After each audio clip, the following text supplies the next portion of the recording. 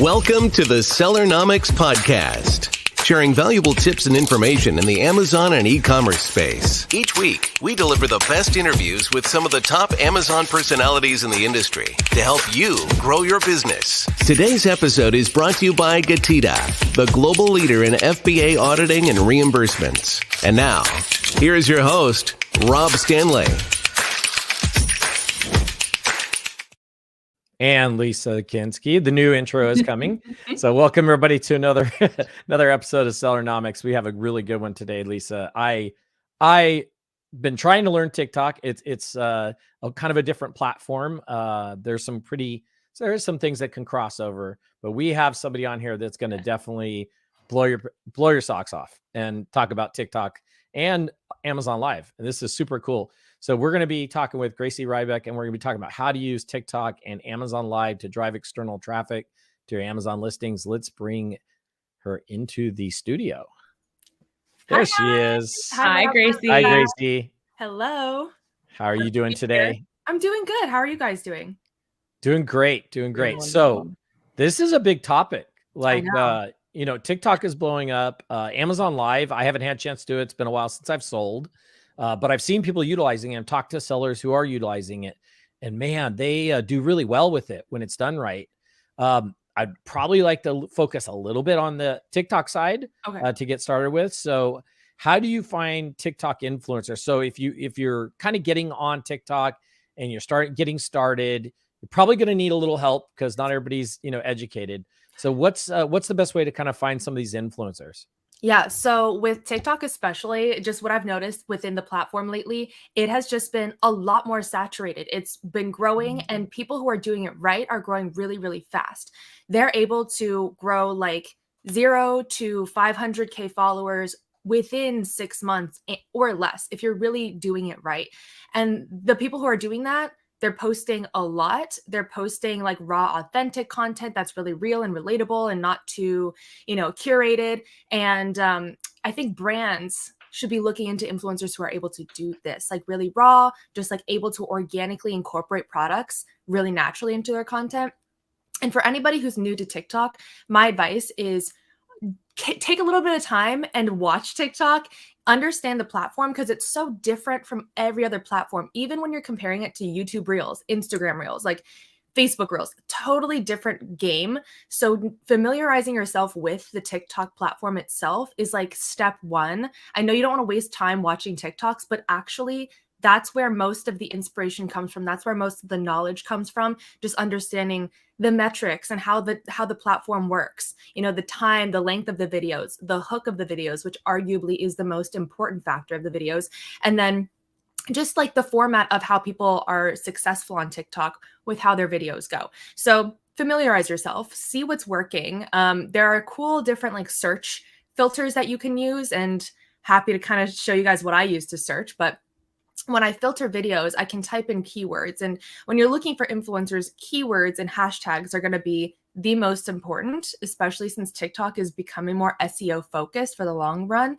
So I use keywords. I'll search them up based on whatever category / niche I'm talking about. And then I'll filter based on like most liked within the last month, week, 7 days, whatever. And then, just go from there and see what the most successful videos are in that niche with that keyword. And you can tell what's the most successful on TikTok. And the thing about TikTok is that you're supposed to replicate success. So with an original spin. So it's okay not to be like 1,000% original on TikTok, because success is replicated there. So that's my answer to that. Yeah. Yeah. That's good. We had a question come in already. So good. Just real quick, and we're gonna throw this up there. It's not a bad question. This actually comes from actually a friend of mine, Chris, is watching. Thanks, Chris, for tuning in. He's also the Shark at San Jose DJs. Go Sharks. He was asking if we're going to be talking about Instagram Live, and maybe that's something we could talk about a little bit along the way, or you could maybe add at the end. I don't know what your background is on Instagram and if you have any knowledge of that, but maybe that's something we can cover also. I think so. And we can also talk about TikTok Live as well. I know that wasn't originally talked about, but we can talk about that as well if you'd like to. Very cool. Very cool. All right. Well, I think Lisa has a question for you. Go ahead, Lisa. Yeah, well, just talking about the different kind of features within TikTok itself. Of course, there's the regular, For You page and following, and there's TikTok Live. What is this TikTok Now thing that they've come out with? So TikTok Now is, if you've heard of Be Real, it's an app. It's Yeah. like actually doing really, really well on the charts right now. So Be Real is an app. It gives you a notification to every user at the same time at a random time every day. It could be first thing in the morning, middle of the day, late at night, once a day. And when you get this notification, you have a certain amount of time to post like a very raw, authentic photo. One in the front, one front facing, one back facing. And so it's kind of like taking the curated aspect of Instagram and throwing it out the window and then being like, post what you're doing right now, raw, real. Like you could be in bed, sulking, crying. You're going to post a photo and share it with your friends. And it's not really public. It's just like for the friends that you have on the platform. But I think TikTok was trying to be like, ooh, like raw and authentic. So they replicated basically exactly what Be Real is, but on their platform. Gotcha. So that's TikTok now. They're really promoting it. And I think they're just trying to replicate Be Real. I like Be Real, but I don't know. I got a follow up to that. So okay. I'm kind of, from what I hear, and correct me if I'm wrong, it's just going out to your followers or your friends, basically.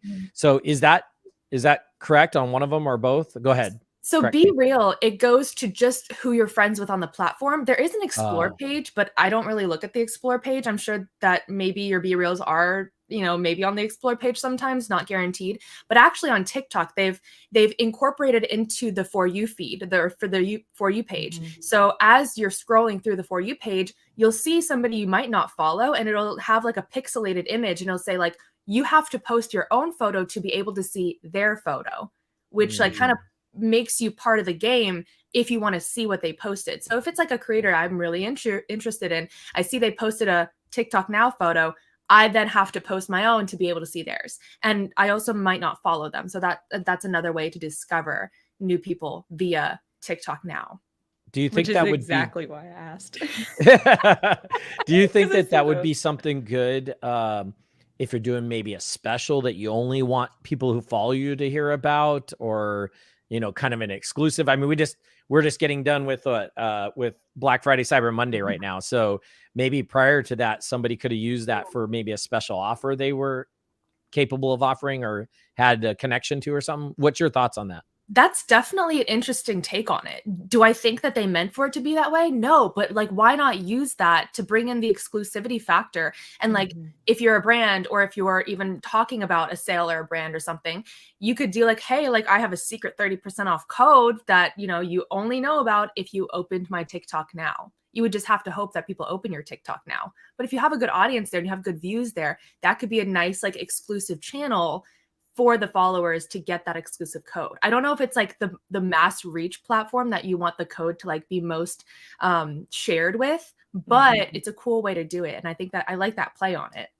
Yeah, that's a really smart idea, Rob. Yeah. So let's get back on how to leverage the influencers for your Amazon business to drive external traffic. So you have some really awesome search parameters to find these influencers within the industry.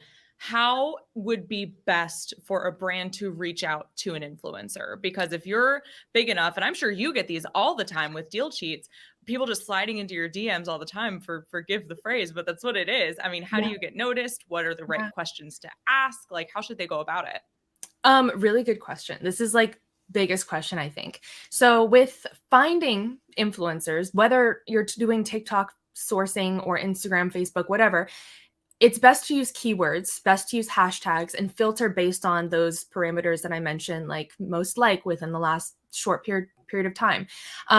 After that, I would say once you find their platform, there's also the option of using the TikTok Creator Marketplace as a sourcing platform just to find like analytics, what kind of audience they have. You can see all those back-end analytics with the TikTok Creator Marketplace.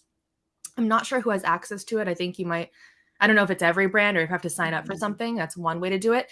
But once you find their platform, try to see if they can have an email that you can reach out to. I always say email is the best way to go, because once you have messages coming in from DMs on 5 different platforms, and then email, and then you also have like a contact page on your website, and then you just have like so many different places. I think at a certain point, you want everything to come in through one channel so you don't miss anything and you don't like fall short. Oh, I'm sorry, I didn't see this. Like, I just always respond to DMs, be like, hey, like, do you mind sending me an email with more details? I'd love to get back to you there. And that's, I think, the most professional way to go about it.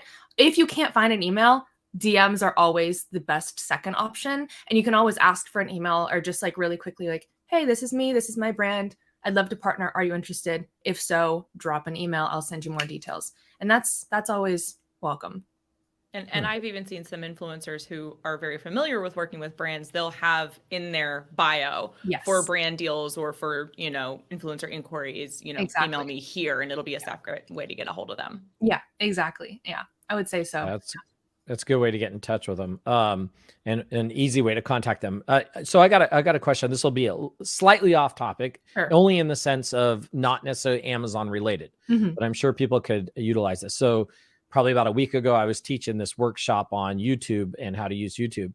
And a lot of questions I kept getting were regarding the content. What kind of content do I create? What kind, especially, I personally think it's easy to create content when you have, let's say, a product.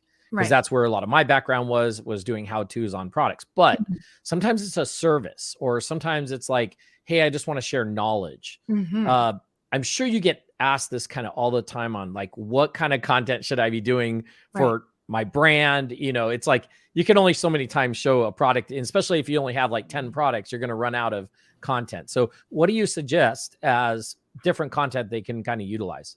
Yeah. So is this specific for YouTube, or is it just kind of in general? Yeah, let's go in general, because I mean, personally, like, I got asked, the other question was, well, should I put it on YouTube, TikTok? I'm like, look, I put it on all. If I have a video, I'd put it on all platforms. Like I would readjust it to any format that needs to be, because you just never know where that potential customer is. But a lot of times let's go specific. Let's go more like a service, somebody who provides a service. How do they, like, a lot of them don't want to be on camera. What's your kind of thoughts on that? I had a really good answer for like products. Okay, well, let's talk about if you have a service. So obviously you have like the testimony route, but don't like harp on like this for me and it was amazing. Like, obviously, like in a more organic way, you could do testimonials and talk about how like before and after effect. That's a huge selling point, just to show like, this is the product. This is literally what it did for me. Show that process. And that is the best way to like show the before and after and like really sell something. So if you can show in like almost a storyline type content, be like, this was a company, this was a person, they were struggling with this, they were going through this. Once they found this is what happened after. And now they're doing this, that, and the other. So like in that like 3-part format, you could play that a lot of ways. You could do like client case studies. You could do just like brand case studies. You could do, you know, a lot with that. And so I think there's obviously like the features, like, oh, there's this feature, there's that feature. But if you don't show it in use and how different people can use it in different ways that are like not, you know, obvious to the at first, I think that really helps a lot. And especially when bringing that into products, same thing. You might have one product, right? Like you might have, I don't know, I'm looking around me. You might have a product, but you might have an unboxing. You might have a review. You might have a demo. You might have a testimonial. You might have 5 different ways that are creative that you might not have known that you could use this product. And there you have like 10 videos within itself.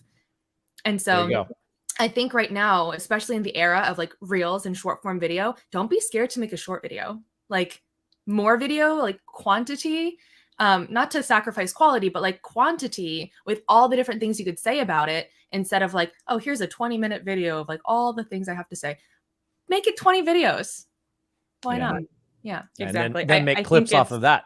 Exactly. Make like clips. I think with the, you know, adoption of social media, especially with the short form video on, you know, Instagram, even Facebook, and now especially with TikTok, the consumer's average attention span is 7 seconds. That's why TikTok videos are so short, because we can't focus on anything any longer than that. Exactly. Gracey, I have a question for you. Can you talk from the perspective of a brand owner, the benefits or maybe the pros and cons each way of either using an influencer or making the content on your own? Like how, maybe what should they think about when deciding to either create it in-house or hiring an influencer? Yeah. So there's 2 things that I would consider when doing this. One is just the opportunity cost of time. As a brand owner, do you have the time? Because me, I'm on the content creation side. Like, I know how much time it takes, and not only time, but energy and research and editing and back end stuff. And arguably it is a full-time job, but I also know that brand owners, you know, like people who are selling, they have a full-time job with that by itself. And oftentimes they have families and other obligations. So it's like, how much time do you really want to dedicate to this? Especially if you're not, you know, amazing and you're not super passionate about content creation as you are. So there's that aspect of how much time do you want to put into it, especially with more important things going on. Second of all, if you are thinking with exit in mind of your brand, do you want to be like the permanent face of it? If you ever consider selling it to somebody, like, you can't go with it. But that's like only if you have exit in mind. If this is like your brand forever, then I think being the face sometimes is a great idea. It personalizes it, it humanizes it, and it really, really helps overall. Like, I see some products on Amazon, they have like the founders' families like in the product listing. And I love that. It shows that they are like a family-owned business. Like, you know, they started from scratch. That obviously helps, and people want to support that. But I think the biggest factor is that it is time consuming, and like, how much time do you really want to dedicate to it? Is my answer to that. Those are really great points. I never considered thinking with the exit in mind as far as the content creation goes. And to your point before, Rob, it is a little harder to think about, like with services, maybe not wanting to be in front of the camera, but with products, you can make so many videos and never have your face in it. Yes. Like, That's truly. me. That's me. I did that. 48 million views on my videos and not a single face on there. So there you go. Like, people love product videos that don't have faces, shockingly, for some reason. Yeah, especially mine. All right. You know what? Real quick, we got to take a quick break. We're going to be right back. But when we come back, we should talk a little bit about cost. Like, what does it cost to get some of these influencers? I know that's probably a very wide subject, but we're going to take a quick break. We'll be right back. Today's episode is brought to you by GETIDA, the global leader in FBA auditing and reimbursements. Get $400 in free FBA reimbursements at getida.com/Sellernomics. Yeah, be sure to head on over to getida.com/Sellernomics. Get that $400 in free FBA reimbursements. And today we got Gracey on. She's talking about how to use TikTok and Amazon Live to drive external traffic. And we've gone all over the place, actually, on a few different areas, but that's okay. I think it's great. There's great content here, and definitely people can benefit from this. We had Howard Ty on watching, so we know we've made it. So Howard's on. We're definitely made it. Hi, Howard. Yes, always good to see Howard. So yeah, right before the break, we were going to talk a little bit about the cost of an influencer, you know, maybe even possibly what kind of budget you need to have with these influencers. I'm sure it varies. Why don't you give us some kind of ranges, examples, what to look for, you know, and maybe what you should do if you have a low budget versus maybe a higher budget. Yeah. So first of all, I just want to say, like, don't be intimidated if you are a brand who's never worked with influencers before. You don't have to start large. You don't have to be like, I have to dedicate thousands of dollars to this budget. You don't have to. You can start small. And I always recommend that you do, because you can learn as you go and be able to delegate that budget better than if you were to just say like, oh, I have $10,000. I'm just going to throw it to somebody who has large numbers and hope for the best. Because if you put all your eggs in one basket, sometimes it wins and sometimes it doesn't. So I always say, never underestimate micro influencers, nano influencers. They usually have a more engaged audience that does trust them more, and they do a lot of good content, and they are more likely willing to do it for newer influencers, gifted product, or commission-based structure. Once the content creator is more established and they've put more time and effort and work into growing their audience, they're probably going to ask for a flat fee of some sort. That could start at $50 to $200 if they're like a newer content creator. It could go up to the thousands if they're mid-tier or larger. I have seen people get paid $10,000 to $30,000 for a brand deal. You know, it's like based on the brand and based on the budget, it could be a lot. So it really depends on where you want to go with it. But don't disregard the smaller influencers, especially if you have a couple extra units of product to give them and just create content around. Another thing is UGC. I'm always harping about UGC because it's so powerful. And whether you want to get this UGC, user generated content, basically you get ownership of the creator's content to use wherever you want, maybe for a small fee, sometimes for free if the creator agrees to it. But you can then use this piece of content, post it yourself on your brand account, run it as an ad on any platform. You can post it on your social media. You can just share it, whatever. You can do whatever you want with it. And if you have a good piece of content and you run it as an ad, you can get like really, really good results based on like how good the content is and how well it converts. So that's really powerful. And maybe you're just putting ad dollars behind it, but maybe you paid like $100 for this piece of content. So UGC is a great way to use a small budget and make really big sales with it. But it really depends on the influencer. Like the larger influencers, a lot of people sometimes compare influencers to the ROI that they would expect from paid ads. And I think that's not really an equivalent like comparison, because influencers are not paid ads. Like they have a lot of thought that goes behind it, and they have a lot of different factors that go into their content instead of just running like a video and like putting ad dollars behind it. It's very different. So one thing I will say is like try not to compare the two, and don't be like, when I work with an influencer, I expect 5x ROI, because that's just not the way to look at it. If you get that, amazing, but it's not to be expected every time. And a lot of it is about brand awareness. It's about finding new audiences. It's about bringing external traffic to your listing. And it might not be sales as the sole KPI to look at. Yeah. And what is it? The rule of, oh, sorry, go ahead. No, I was gonna have a follow-up on that real quick. How many influencers will usually do a video, let's say, for just the product, like to get the product, it gives them content. And then also how many will maybe do it where it's a like a commission, like, hey, if you drive so many sales, maybe there's a code they could use or something like that. Yeah. Are we still seeing that, or are a lot of them more going to like a flat fee type structure? No, the good thing about this industry is that it's really in its baby stages right now. So there are so many new content creators that don't have a huge following. They might have a couple hundred, and they're just really building a quality engaged audience from scratch. And there are so many. So don't think for a second that everybody requires a flat fee. But you're really just going to have to look at, the quality of content over the follower count. So maybe somebody has 1,000 followers, but they have really, really quality content, and they're just building from scratch. Maybe. And they would, when I was small, when I was starting out, I was so happy to get a free product. Like I was like, yay, I get a product, because they need the product to create content with. They're getting experience. They're building their portfolio. And they're also creating like a good relationship, hopefully, with the brand for potentially paid partnerships later on. So that's definitely like a great way to start with an influencer. Just like test them out. Hey, I'd love to give you free product, this, that, and the other. If this goes well, hey, it'll be paid next time.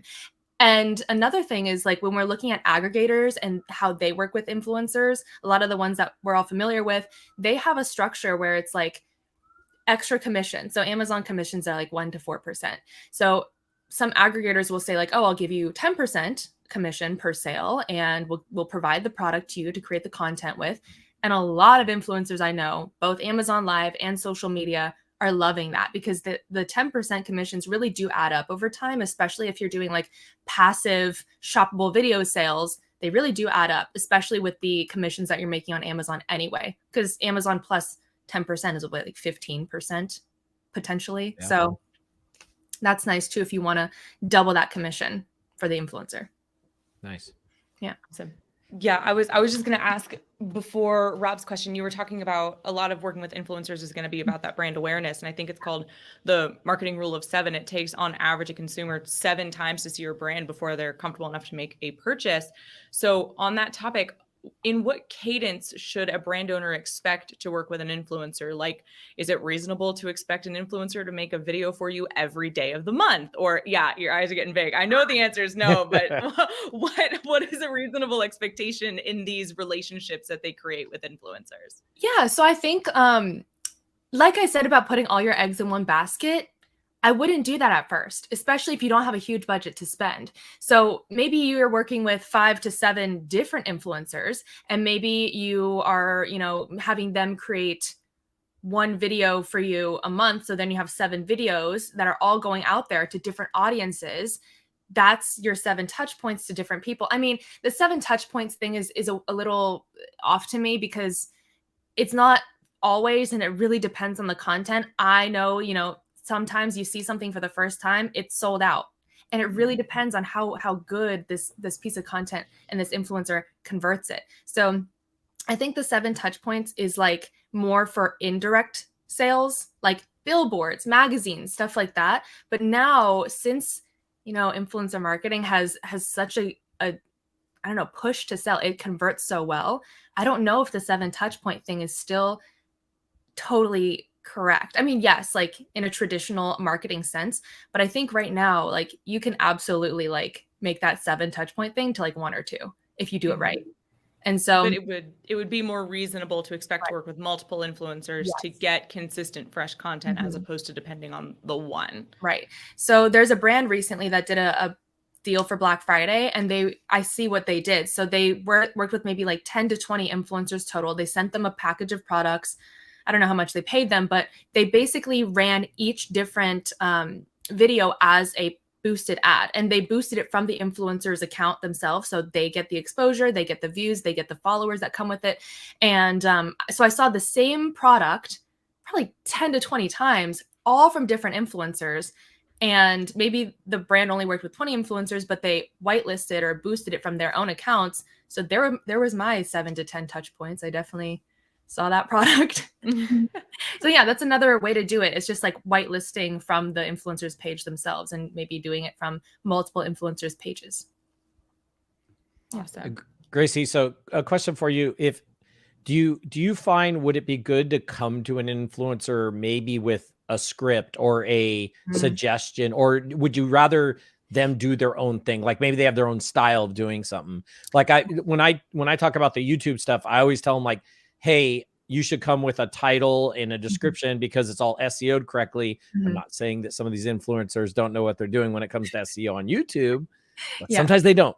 So, or a thumbnail, whatever, right? Like, so do you think that would still work, or maybe it would be helpful if you're like, here's at least a topic, or, got some guidance, I guess is what I'm asking. Yeah. So I think, I always say, let the influencer do their job. They build the audience, they know the audience best, and they know how to talk to the audience in a way that works and converts. So my thing is like a lot of brands sometimes say these talking points. It's vegan, it's cruelty free, it's like all these like scientific terms.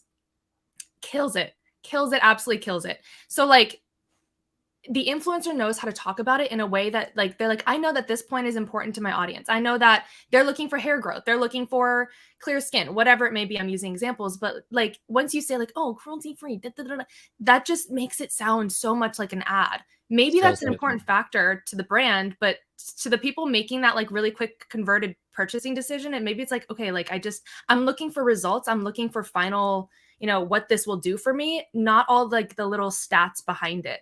So I think that's important for brands, but influencers know that when they're talking to their audience, that isn't the most important factor. And when you're making the influencers say all those things, it immediately, it's like scroll. So sometimes it's fine to bring in like important talking points. If you're a brand, you're like, I want you to say this, mention this, that's completely fine. But allow the influencer to kind of frame it in their own way, because they know how to do it best and they've seen what converts in the past, and hopefully to get the best results, they will do it again. So it's almost like you want to tell them, here's the list of features, and so that way they don't mess up a feature. Like they don't say this has something that doesn't, or doesn't have something. Right. But you're saying to not necessarily push them to have to list them off. Let them organically fit it into their pitch, so to speak, or their promotion of it. So, okay. Yeah, that's pretty cool. Yeah.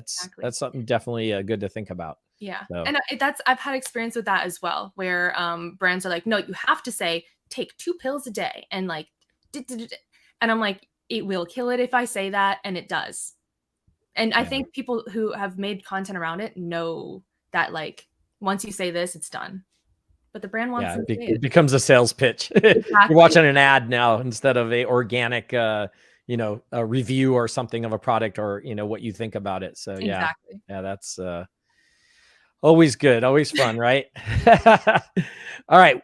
I'm sure we missed something, Gracey. Why don't you give us, why don't you go over if there's something we missed before we kind of not necessarily wrap up, but before we talk a little bit about your background, where you came from and everything, I'm sure there's a question we missed. Go ahead. What did we miss on here? We can jump into Amazon Live really quickly. I think you said a really good point earlier. It's like Amazon Live is doing really, really well if you do it well, if you know what you're doing, if you do it the right way.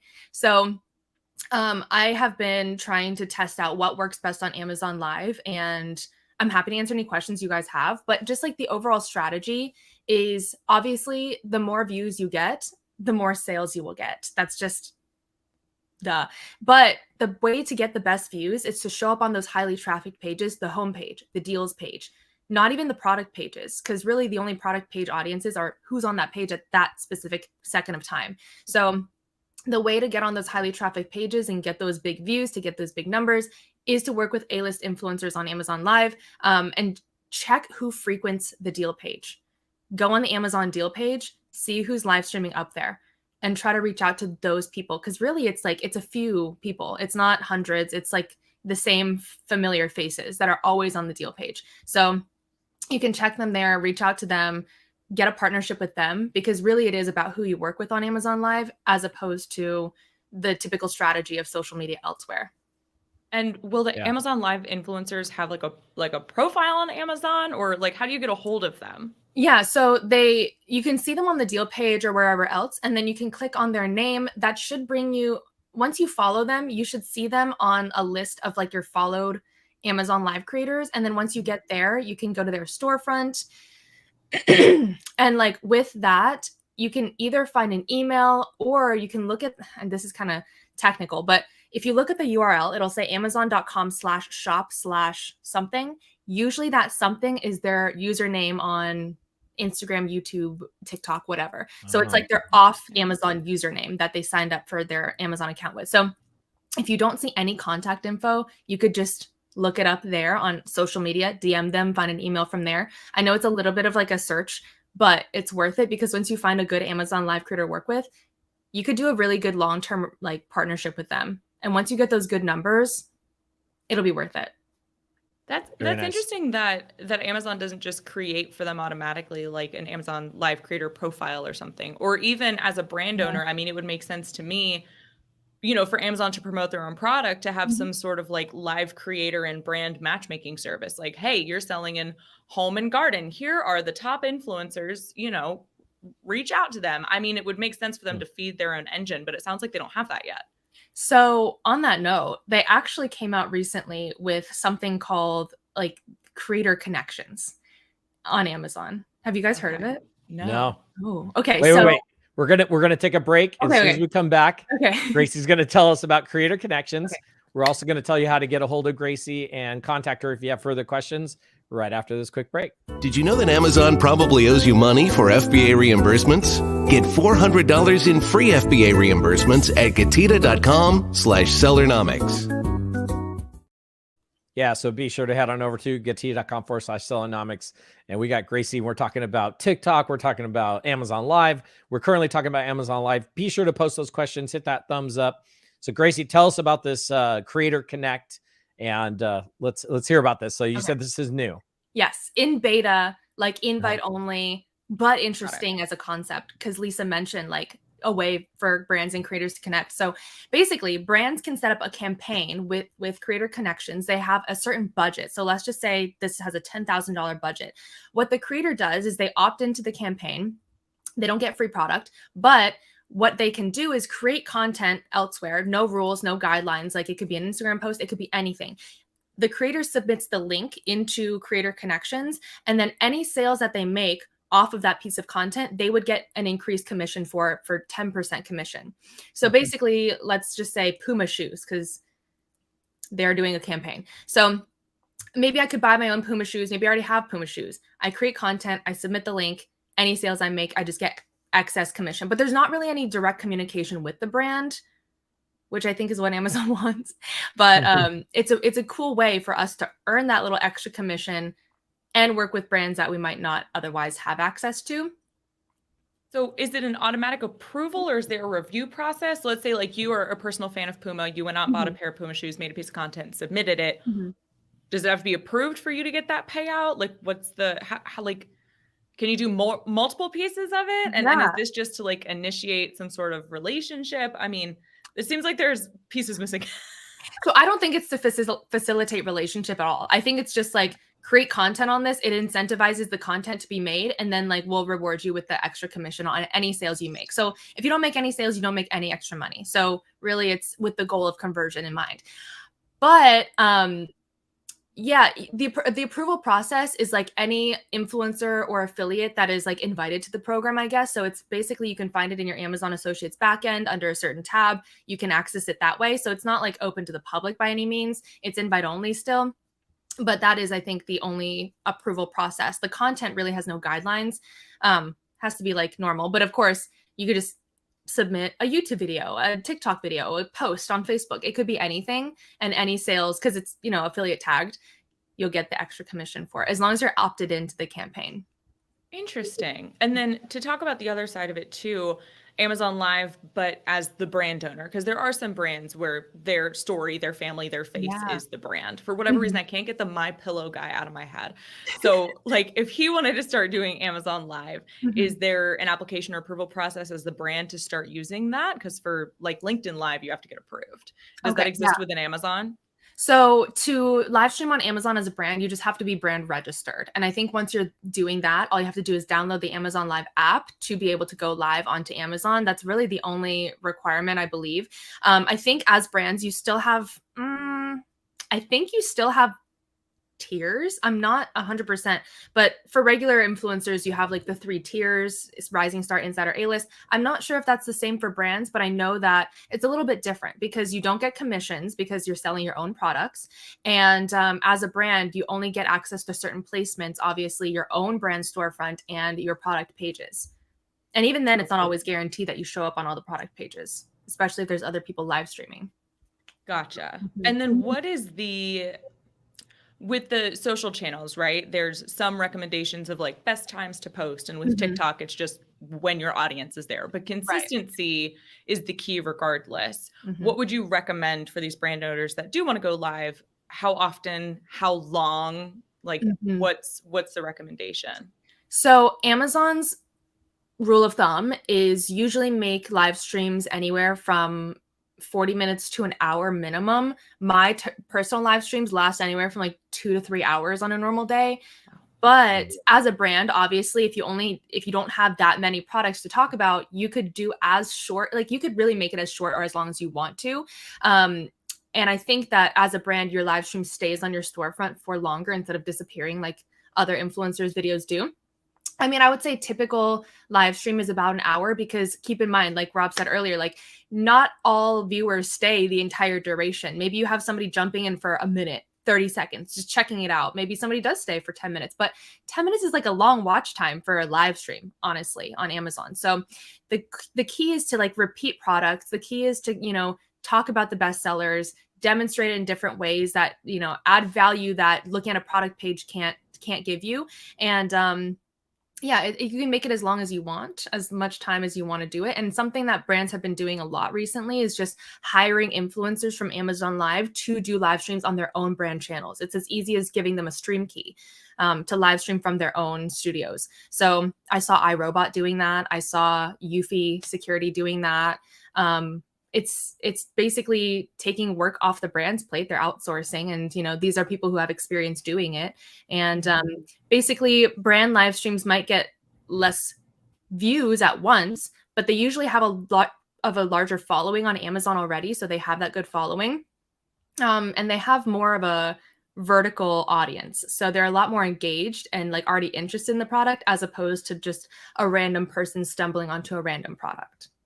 Gotcha. And then those live streams, is there an option to record them? Because I could see an application, maybe something really interesting or really funny happens during a live stream, snippeting that and putting it on TikTok, putting it on Instagram, YouTube Shorts. Yeah, so there is the option in the Amazon Live app to download the live stream. So every live stream is automatically, it comes with an MP4 link if you request it. So you have that automatically. But you can also, on a backup level, record it on like your streaming software. I use Ecamm. There's a ton of options that you can just record from wherever you're live streaming from. So you have those 2 options if one of them fails. Gotcha. Very cool. Awesome. Very cool. All right. Well, we want you to tell us a little about yourself, about DealCheats, everything, because people want to know. And by the way, Lisa mentioned something about LinkedIn Live. And actually, by the way, I found out just recently, they're just lowered the requirements to get on LinkedIn Live. So there you go. That's making an announcement right now.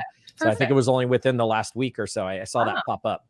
We've been on LinkedIn Live for a while, so it's not a big deal for us, but they did lower the requirements. I think it was the requirements were the amount of people that you're connected with or something like that, which I think was a big requirement. For personals, it had connections and followers. For business accounts, it was followers. And then you have to use one of 3 pre-approved streaming services. And it's a whole thing. It was a whole thing to get it. It was a whole thing in the beginning. Yeah. I've done it a couple times. So getting this one on took a while. So, all right, well, let's get off what we're doing. Gracey, tell us about yourself. Okay. Tell us about DealCheats, and obviously also follow up at the end there how they get a hold of you. Sure. So, hi, my name is Gracey. I basically created DealCheats roughly 2 years ago at this point. I started out just making videos on TikTok. That was my main platform, and I was sharing Amazon promo codes. I really liked helping people save money, had no idea how to monetize it, found out about the Amazon influencer and affiliate program after the fact. Realized I could monetize it, and I've just been trying to expand and grow from there. And I've gotten to meet a lot of amazing sellers and brands and worked with some dream companies of mine. It's been a really cool experience, but most of all, I live and breathe this industry of like UGC and live streaming and social media. And I'm learning new things every day and watching it grow and meeting other creators. And it's just getting more involved with it. So it's been a ride. It's been a journey. I hope to keep expanding. I hope to keep growing and learning more about it and how to help brands succeed with it. That's, I think, a really rewarding part of it. So that's a little bit of about DealCheats, about me. Nice. Yeah. And she's a how fellow did they get a hold AT of you? alien. So yes, I am. Yeah. All right, Gracey. So if people want to reach out to you, what's the best way to get a hold of you?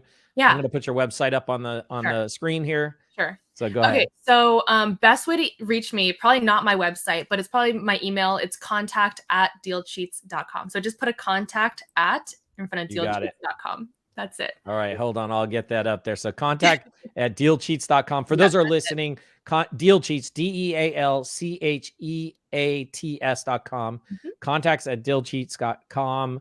That's the best way to reach out to Gracey. So Gracey, I assuming that if a Amazon seller wants to reach out, maybe do some content with you or have you do some content for them, that's another thing you offer as a service, right? Correct me if I'm wrong. So right now, I'm always happy to answer questions. I'm always happy to help with your specific brand situation, and just like helping you get on the right track with influencer marketing. I'm not sure how many more things I can take on for the rest of the year, but of course that might change. So don't be get on the wait list is what I'm hearing. Get on that wait list. Don't be scared to reach out. Lisa, make sure GETIDA's on that wait list. We gotta get her on. All right. Well, that was some amazing content, really. And thank you so much for being on. Man, I learned a lot more, definitely. And there's some great information there. Again, everybody, if you need to reach out, go over to dealcheats.com. Reach out to Gracey, and she's all over social media. I'm sure you can find her there too if you need to contact her. Be sure to look out for her at trade shows. I always like seeing Gracey at trade shows. It's already fun. And Lisa, anything you want to follow up? I was going to say, drop your handles. Is it all just at DealCheats? I mean, all of it is at DealCheats. Yeah. Amazing. Very nice. Amazing. Y'all go follow Gracey. She's got awesome content. Thank you. All right. Thank you so guys much, Gracey. So much. Thank you, hon. Bye. Thanks for joining us this week on the Sellernomics podcast. Special thanks to our sponsor, GETIDA. Did you know that Amazon probably owes you money for FBA reimbursements? Get $400 in free FBA reimbursements at GETIDA.com/Sellernomics. Be sure to join us again next week for more great tips on how to grow your business. And thanks again for listening.